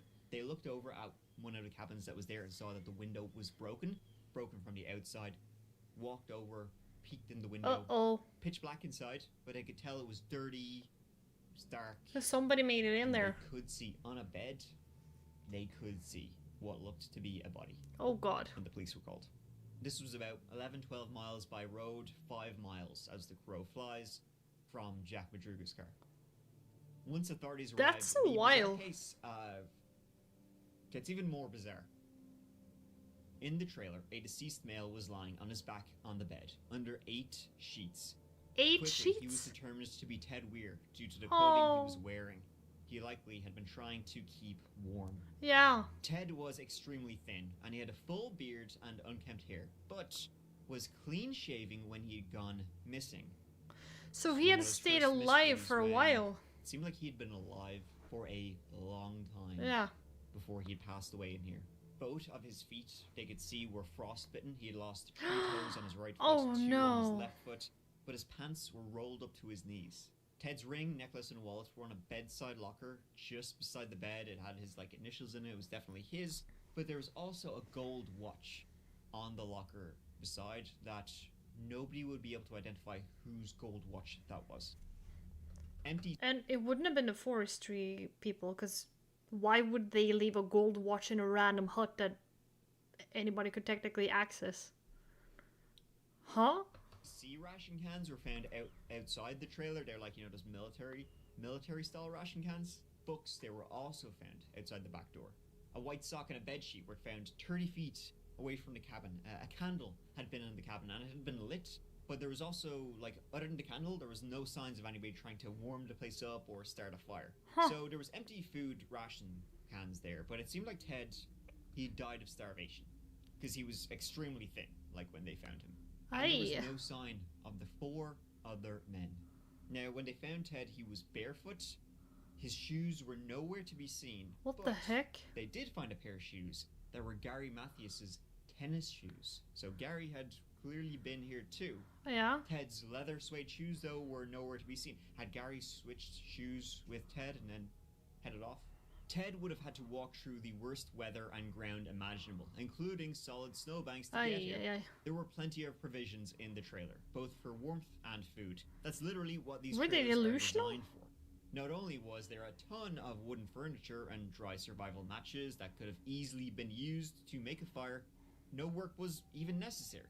The trailer had a full propane tank that would have heated this cabin for basically as long as they needed it, along with flames for cooking, boiling water. Literally, all you had to do to get heat, rather than wrapping yourself with 8 blankets, was to go out, turn the valve. Voila, you got fire. And it seems extremely likely that one of the 5 men would have, known this or have found it. Then there's the food. Unless the one man or 2 of them that knew it died before they reached there, maybe. But it does seem weird. Because they could have just lit a fire. Huh? They found several ration cans there that had been emptied and eaten. More than about 30 had been emptied. Oh my god, but there was also who ate them? main food storage locker that had been unopened. And all that kept that locked was this flimsy little lock. They would have easily been able to break that open. You could have broken it with a rock or something. Get even more food to keep them going. Another little interesting thing was how those military rations had been opened. They had been opened with a T-38, which is like a military can opener. Now, something a lot of civilians wouldn't even know where to begin how to use. Yeah. But Jack Madruga and Gary Mathias had both served in the military and would have known. Use it. Some other military ration cans were found just by somebody basically breaking it open, ripping it open. So Ted Weir was definitely here. Gary Mathias was definitely here. Jack Madruga was possibly here as well, having done military service too. Maybe they had been looking after Ted if he'd gotten in trouble, and then still didn't explain what happened to the other 4 missing men. No, because they only found one of them. He was found inside the trailer, lying on the bottom bunk, with 8 sheets pulled over him, in apparently an attempt to keep warm. His shoes were off, and we surmised that his feet were probably very frostbitten, and that he was an attempt to alleviate the pain by removing his socks and shoes. And the biggest oddity was just the amount of time Ted had been alive before he was found, while the search of all of them had been ongoing. It wasn't like he'd gone from the car to the trailer and then just passed away after a couple of days. Ted had been freshly clean-shaven on the night the 5 of them disappeared. He was then found in a cabin with long, unkempt curly hair and a full beard. And that doesn't happen overnight as much as I wish it could. A full beard also, takes then, a there while. was the sheer amount of weight he had lost. There was a lot of food found in here, so that could have kept him going for a while. But Ted, he was a big enough guy. He weighed 200 pounds. When he disappeared, when they found his body, he had been weighing less than half that. He was oh my about god, 100 pounds when they found him. So starvation seemed to be the key here. Yeah. And that doesn't happen over a day or two. That can take weeks and weeks and weeks of being in a calorie deficit to lose that amount of weight. The coroner's report would estimate that Ted Weir would have survived between 8 and 13 weeks before he would succumb to starvation and the elements. His official cause of death was a pulmonary embolism, blood clot in the lungs. It can happen from suffering a huge force to the chest, or you can get it due to altitude. What all that means, though, is that if somebody had just checked this cabin even just a couple of weeks earlier, it's possible he may have still been alive. Yeah. Maybe he could have told us what happened. Thing was, the father of Jackie Hewitt, Jack Hewitt Sr., he had asked investigators had they checked these cabins while the search was ongoing, and allegedly he'd been told they had been searched, but it doesn't seem like they had been. Now, there was a report of 2 people who were part of the search and rescue who had been told, oh, search the cabins up at the Zinc campground. And allegedly they'd gotten drunk the night before and would swoop them over to go and search these cabins, months earlier, when they could have been alive. Yeah. Jack Hewitt Sr. would go to his grave, wishing he just searched those trailers by himself and not listened to others, believing he could have saved lives. Yeah, probably. And 2 days after the tragic scene at the trailer was found, that searchers would come across another 2 sets of human remains. 2 more? On June 6th, volunteers and rescue workers had been working their way outwards from the trailer site when they discovered 2 sets of remains about 3 miles on. 3 miles? Oh my Bill god. Sterling's father, Jim, he was actually like the second person to discover remains, and even at the site, he could say that had been his son. Aww. That was the second person found.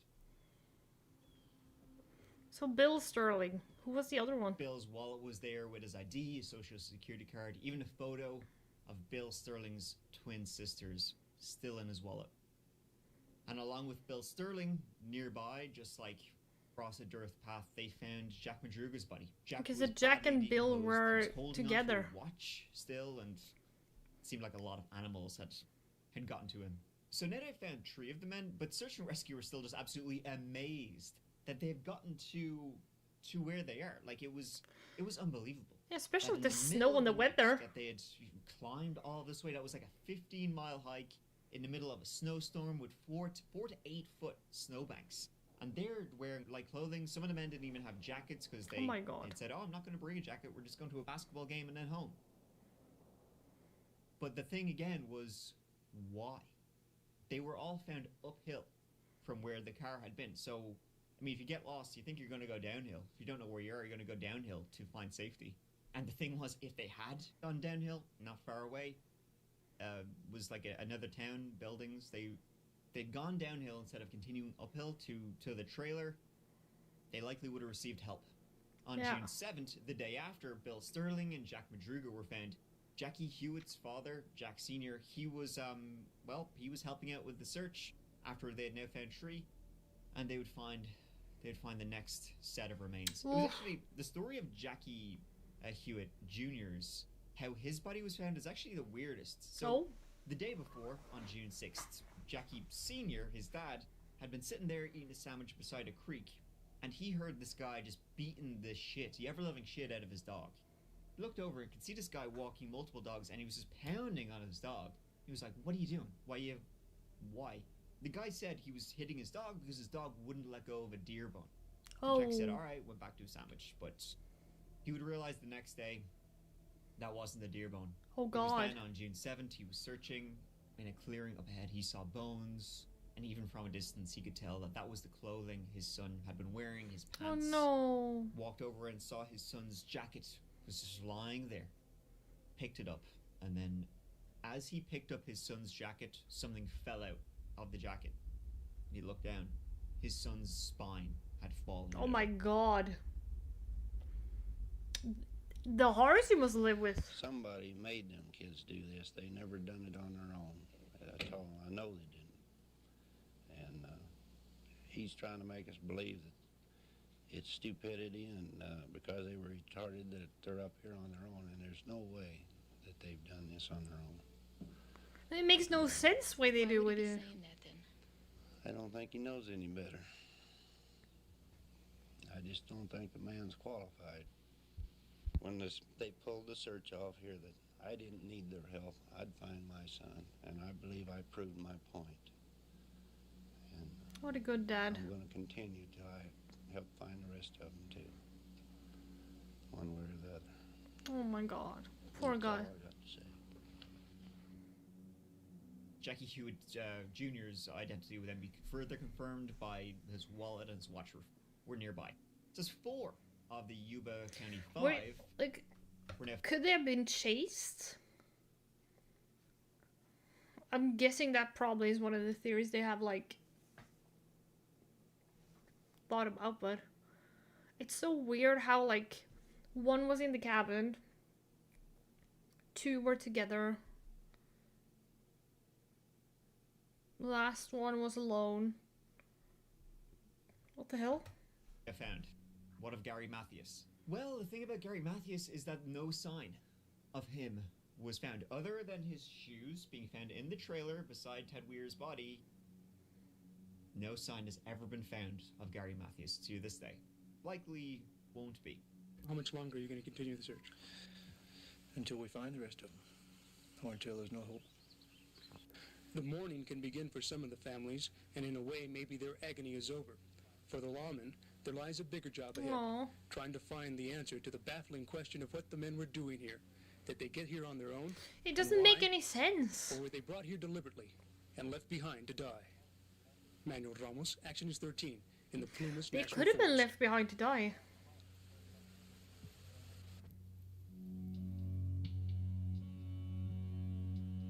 Oh my Searches God. went on for months and months and months, but they slowly just wound down, finding nothing really more. Now, the following year, in 1979, a call would come in saying that they'd seen Gary Matthews. This is in San Joaquin, which is a little bit away. They said this guy said he's seen Gary Matthews hitchhiking, and he knew it was Gary Matthews because he had used to live near him, so he recognized him. Nothing ever really happened following up, though, on that alleged Well, sighting that was of Gary stupid to Matthews, not follow if up he on did that. indeed make it out of the Plumas National Forest. Then, in the early 80s, a niece of Jack Madruga, she was in a bar, again in California, and she said that she swore she saw Gary Matthews sitting at the bar drinking a beer. She called the police arrived, but of course, by the time they did, he was gone. She would say she was 1000% sure that that was Gary Matthews.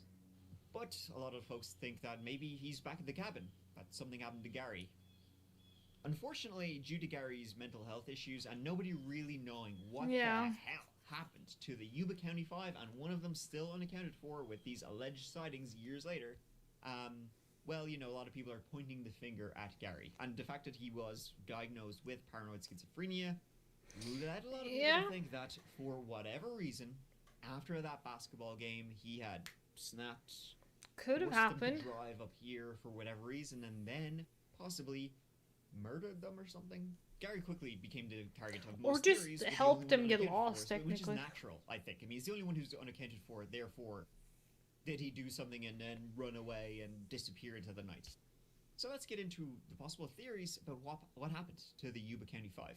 Well, Gary's mental state, that's the matter for debate that has been long queried about this whole incident. As soon as newspapers got a hold of his diagnosis, rumors began that maybe Gary stopped taking his medication, that he had a breakdown, that he snapped and turned on his friends. The sad truth of this is that it's really just rooted in ignorance about what paranoid schizophrenia does to people, it does to Gary, and statistically, people who are diagnosed with paranoid schizophrenia, they are more likely to be the victims of violent crime, not the perpetrators. Yes, Gary could be aggressive when he was off his meds, but he wasn't off his meds. Now, unless he needed different the whole meds. incident in the trailer, and we don't know what happened. Maybe in the the meds trailer, wasn't. But if there had been no. an incident in the trailer that had lasted weeks, maybe he could have become aggressive. But that That's doesn't true. account for the night of, when it all started, and he was on his meds, and people said he was great. Even still, in his wildest days, he never showed the level of violence required to murder 4 of his friends. And I mean, you have Ted Weir. I mean, all of the boys found were believed to have died from exposure, deaths relating to exposure. There was no, knife wounds, guns, that kind of thing. So even that doesn't make sense. And even then, just statistically, Gary Matthews taking on 4, they were all big, strong fellows. Gary taking on 4 of his friends doesn't seem likely. If Gary had, say, snapped, it's likely Jack Madruga would have just kicked him out of the car. Then there's the someone else was involved line of investigation, which I think, honestly, is the only one that kind of makes sense.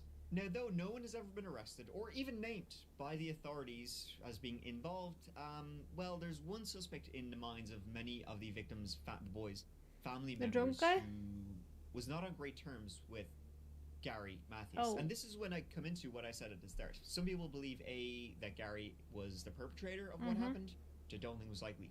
B, what was more likely was that Gary was the intended target of what happened, and the other boys were just in the wrong place at the wrong time.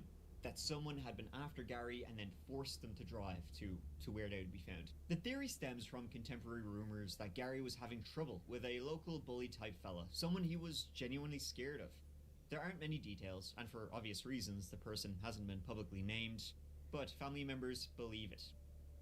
There had been an incident back in December when Gary got into a fist fight with a guy who was dating, I think it was Jackie Hewitt's sister, and then after that, they had just always been on very, very bad terms, so there was theorizing that this guy had followed the boys, but was looking for Gary specifically, to Chico, looking to jump them, you know, far away from home in a place where maybe they might be more vulnerable. There was rumors that after they left that little mini mart, you know, where they bought soda and candy and all that stuff, that there had been altercation outside between the 5 boys and either one person or a group of people, but that's never been substantiated. They had either been forced to come into the Plumas National Forest, maybe by a pickup truck, or they were trying to escape from somebody else, that they had been chased up here and were trying to lose them, and in the process they went to the most remote place possible to lose whoever was chasing them, and they ended up where they did. Then they ran, the car got stuck, they ran, and they found this forestry trailer. Yeah, scared. The reason why they didn't That light could the have fire been. was that they were worried of, again, 2 things. One was alerting whoever was chasing them to their presence. If they lit a Hello, fire in here. And D8. the other one is that they were scared of getting in trouble with the authorities. But like how the night they disappeared, it was way worse snow. And even if they were running away from somebody, it's quite a while to get there. Through snowbanks, the road was unpaved. I don't imagine there would have been much lights at the cabins. Like, how? How would they even find the cabins? Just walking randomly?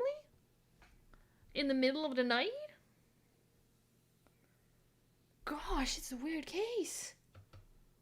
It's believed that out of 5, Gary was killed first by whoever was chasing them and forcing them up here, and his body was thrown in the Oroville River, and hence why his body has never been found. That could have been. Who knows?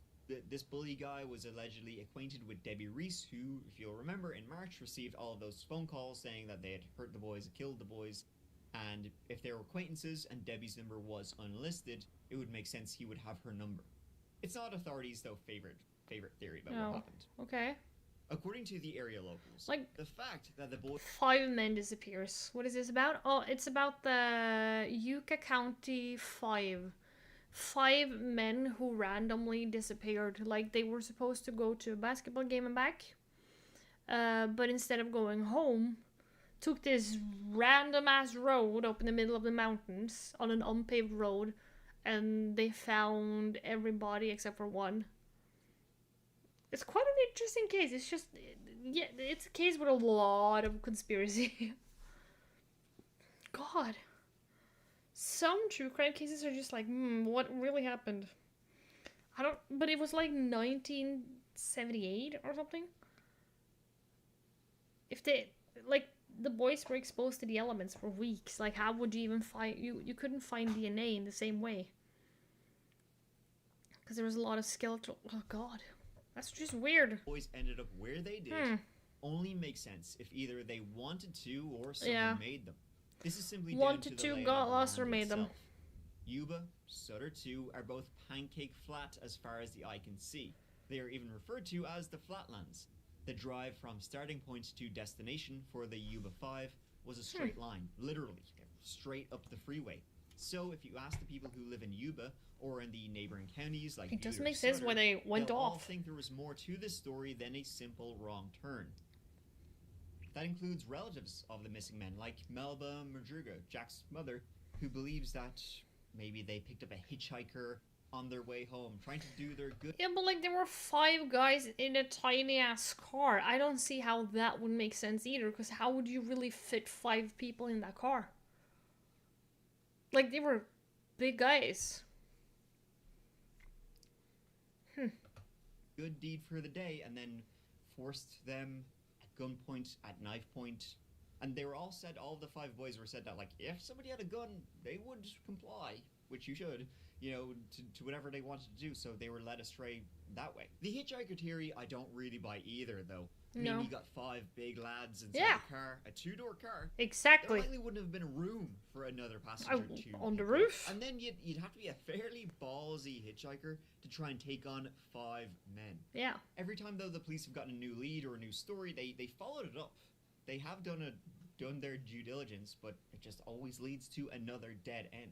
If you believe the police, of course. Now, I'm not going to go heavy into this. Did they ever find the keys to the car? Because he did mention that, like, when the police arrived, the keys were gone. And they found 4 out of the 5 boys. By one of the boys, they found, like, a random-ass golden watch that nobody recognized. but they didn't find the keys to the car.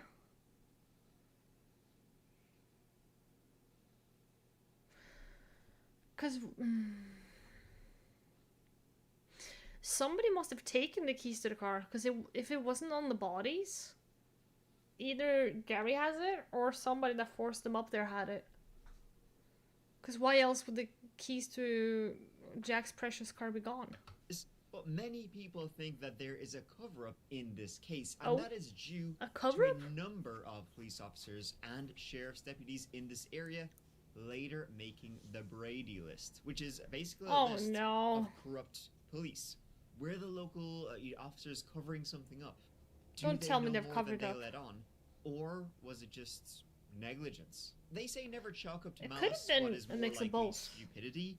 So I got a feeling that's more likely in the case. Like with the alleged story of the 2 search and rescuers who were meant to search the cabins at this campground and were too hungover to. Supporting, of course, the someone else there statement was Joseph Schoen, who has proven himself to be... but he was a liar and drunk. He has admitted he was delirious and in incredible pain due to his heart attack. He claimed he had a lot of heart attacks in his life. So you really can't be sure. Even he would say, though, that he wasn't sure if he was hallucinating or no. I mean, he did see a baby and a woman and 2 to 12 people. And who knows what else he's seen. I mean, the pickup... Like, seeing a baby and a woman in the middle of the night, in the middle of the, like, mountains, where there's no roads? That makes absolutely zero sense. He says he saw arrive behind Madruga's Montego that pickup truck. If there was another car there, then that changes the entire case, because then they had been followed up there. Then they had been chased up there. But you really just can't trust he's the least credible witness in history. Yeah, that's true. Described by multiple people as a pathological liar. And I think he was definitely hiding something. The police believe he was hiding something, but he passed away in October 2004. So God. No more stories from him, and he told a few stories about what he saw that night. We're not even should put him on a lie detector. But also, maybe he was intimidated.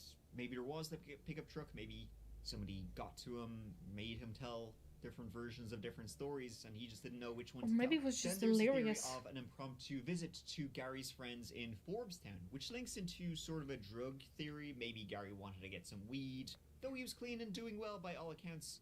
But especially with the big game, I mean, the big game the following morning, it doesn't make sense, though, to me that they'd gone to Forbestown, which was known to have a drug problem, and some bad people lived in these areas growing and selling drugs. It just doesn't make sense to me that they would go there and something would happen. I mean, it was after a big game. It was already 10 p.m. by the time my God, and they were going to get early up for their own game. It would take them an hour to get home. They were all excited and raring to go to be up early for this big basketball tournament the following morning. Why would they go on this like random trip to go and buy drugs from some of Gary's friends he wanted to see in the middle of the night? But let's say it's true, and for some reason they did go to Brownsville or Forbestown, where Gary used to live, and he knew people, and he knew some bad hombres. Maybe they'd gotten in trouble with some drugs, some gangs there, and they were chased up into the mountains by a pickup truck. That could have happened.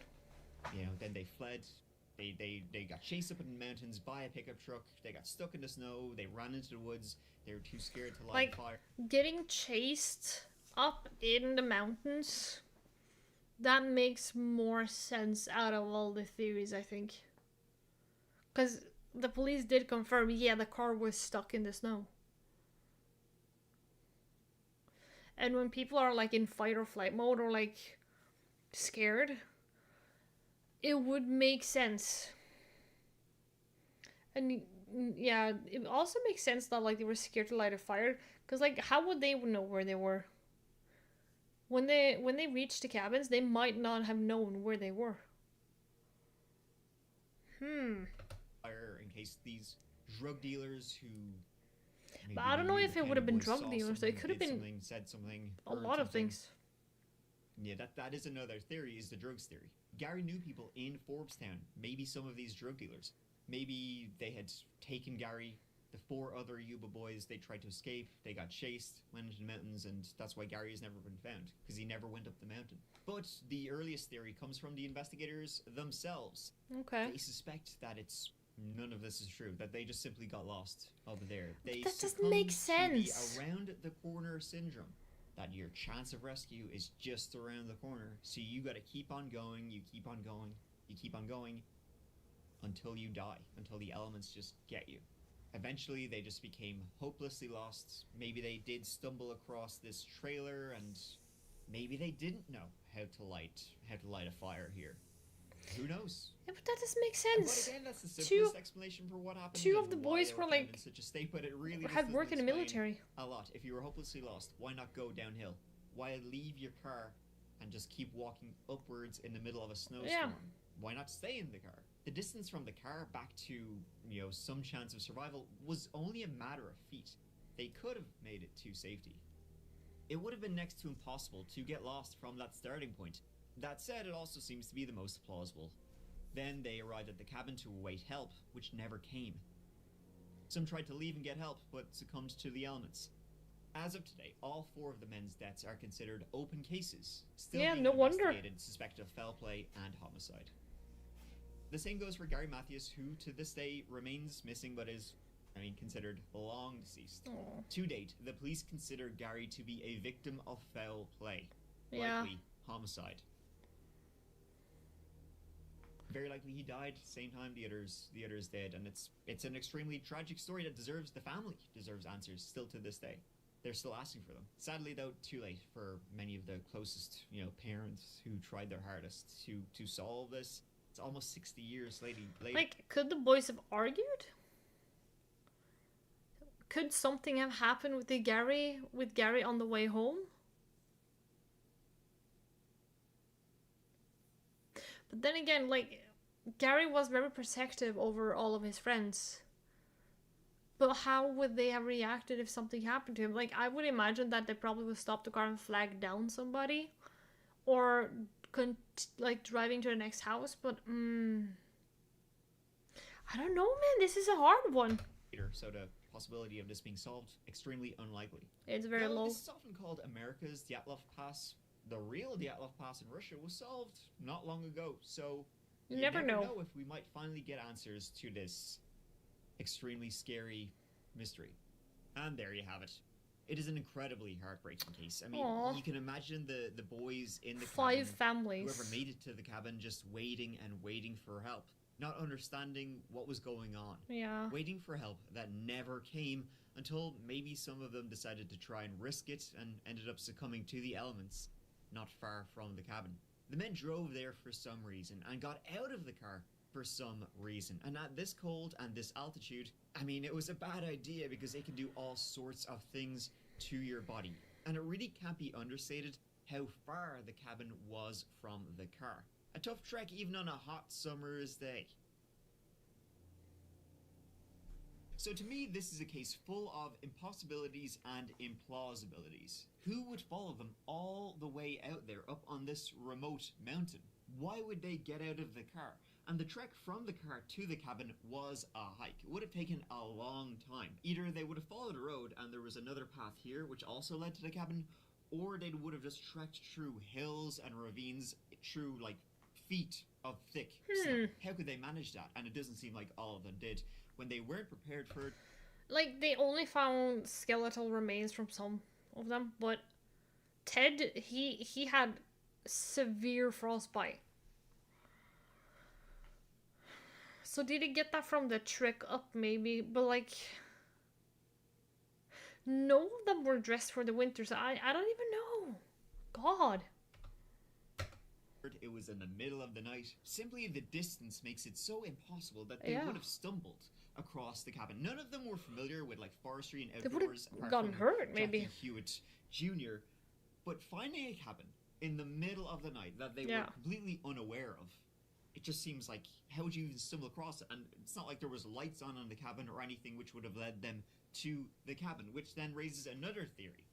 Were they taken to the cabin by someone else? The chances of finding this bad boy were slim to nil, like everything else in this case. They could have been forced into another car. It kept me up for quite a bit. I hope you can sleep better, and that this story doesn't stick in your craw like it did with me, because it's just terrifying. It's absolutely my dark. God. It's crazy, batshit, and incredibly spooky. But you know, sure, what else would I be talking about on that chapter? Sure, it's Yeah, just that's par true. for the course around here. And that'll do it for this old video. Thank you so much for watching. You know what? It doesn't make sense either that like somebody forced them out of the car and into another car. Because the police said they found footprints from their car into the woods.